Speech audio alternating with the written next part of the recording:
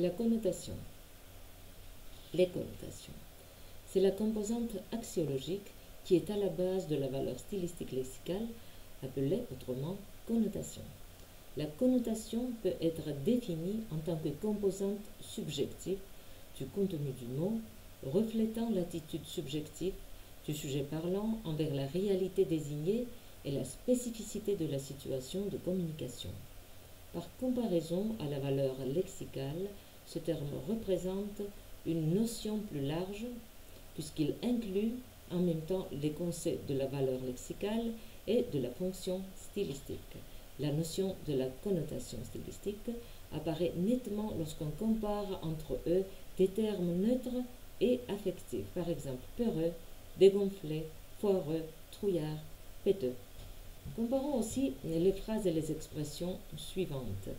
Il mémorise mal et sa mémoire est une passoire. C'est un mauvais argument et c'est un argument boiteux.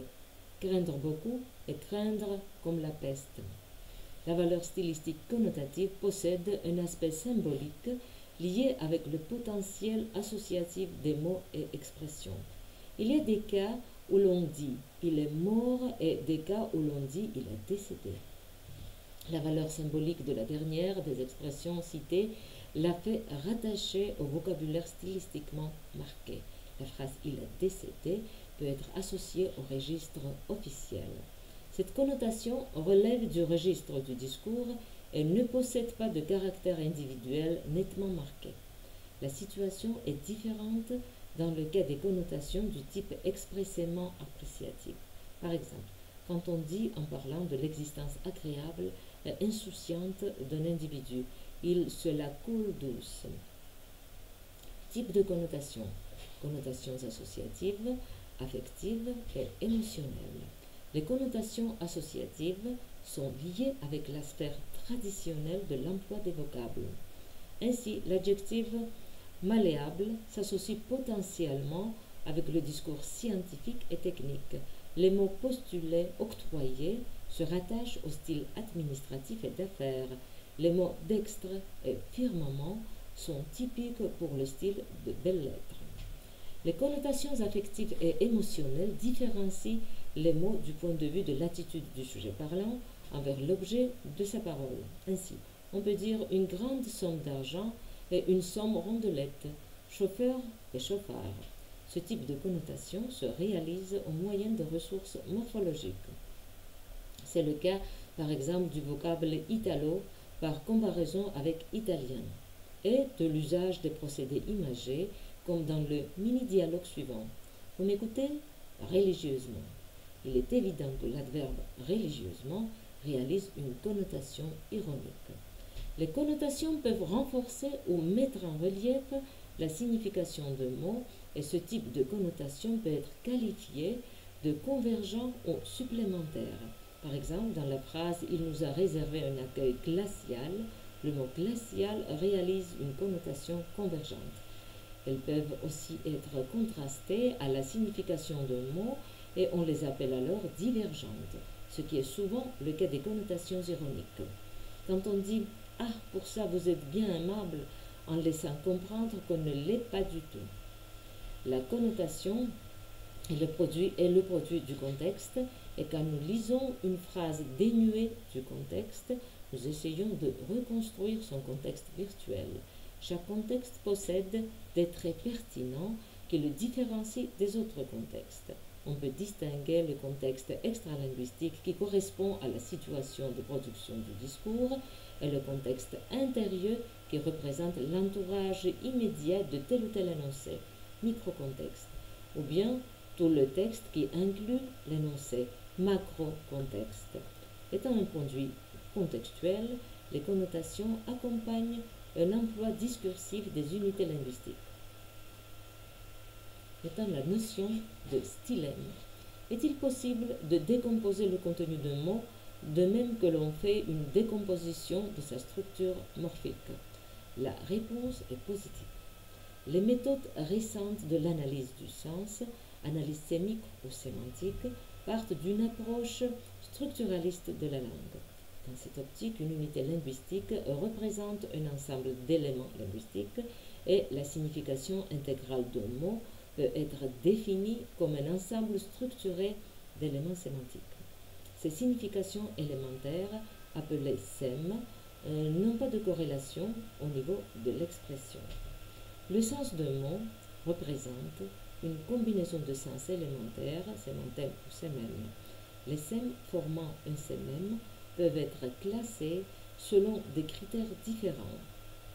Par rapport au contenu dénotatif d'un sémème, on distingue des SEMs essentiels et des SEMs secondaires. Les SEMs essentiels fondamentaux jouent un rôle prioritaire dans la signification du mot. Les SEMs secondaires peuvent être implicites et n'apparaissent que dans une situation donnée du discours. Par exemple, professeur, personne animée, enseignant, établissement du second cycle, établissement supérieur, SEM fondamentaux. Les SEM secondaires peuvent être très importants dans un acte de communication donné. Je voudrais épouser quelqu'un d'intellectuel. Pourquoi pas Pierre? C'est un professeur. Dans ce cas, le mot professeur réalise une connotation contextuelle convergente. Cultivé, intelligent, aime les enfants, etc. La décomposition du sens correspond à son atomisation. Les bases de l'analyse sémicomponentielle ont été jetées par le savant Hjelmslev dans les années 40-50 du siècle passé. D'habitude, on soumet à cette analyse des groupes lexicoclos tels que les termes de parenté, les grades militaires ou les noms des animaux. Par exemple, pour les termes de parenté, on part de 3 indices fondamentaux: sexe, masculin, féminin, génération, premier, deuxième, troisième, espèce de parenté, direct, indirect, etc. Il est important de distinguer des SEM assertifs et dispositionnels. Les SEM assertifs reflètent des indices objectifs, par exemple homme, personne animée, adulte, masculin. Les SEM dispositionnels véhiculent l'opinion subjective du sujet parlant ou de toute la communauté linguistique. Par exemple, homme, fort, courageux.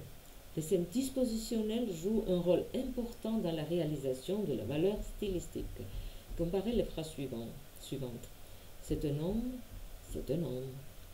Le sens appréciatif du second énoncé, un vrai homme, correspond à un emploi stylistiquement marqué de l'article indéfini dont la valeur méliorative est renforcée par une intonation exclamative.